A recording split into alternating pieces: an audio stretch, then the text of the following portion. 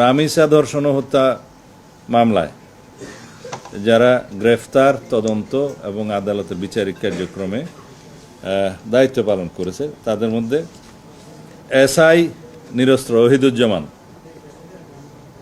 তদন্ত কার্যক্রম সহায়তাকারী কর্মকর্তা মোহাম্মদ জাহিদ হোসেন, সহকারী পুলিশ কমিশনার পল্লবী জুন, এ দুইজনই পল্লবী জুন।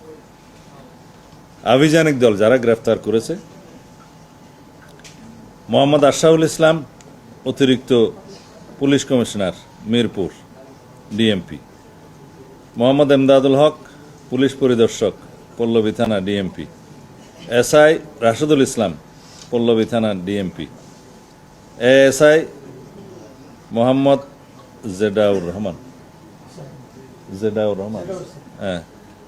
রহমান, পল্লবী থানা ডিএমপি; এএসআই মোহাম্মদ রিজন মিয়া, পল্লবী থানা ডিএমপি; কনস্টেবল মোহাম্মদ আশরাফুল আলম, পল্লবী থানা DMP; driver constable Mohammad Arif Mia, Pallabi থানা ডিএমপি। এখানে মোট 9 জন যারা দৌলতিয়া ফেরিঘাটে দায়িত্ব পালন করেছে। এসআই নিরস্ত্র মোহাম্মদ আবুজার গিফারি, চর জানাজাত নৌ পুলিশ ফাঁড়ি মাদারীপুর; কনস্টেবল সাইফুল ইসলাম, কলাতলা নৌ পুলিশ ফাঁড়ি মাদারীপুর; কনস্টেবল মোহাম্মদ শফিকুল ইসলাম, কলাতলা নৌ পুলিশ ফাঁড়ি মাদারীপুর। আর মুন্সিগঞ্জ জেলা অজ্ঞাতনামা, এটা বোধহয় গজারিয়াতে অজ্ঞাতনামা মৃতদেহের পরিচয় শনাক্তকরণ ও গ্যাং রেপ সহ হত্যাকাণ্ডের রহস্য উদ্ঘাটন এবং তাদেরকে গ্রেফতার, তারপরে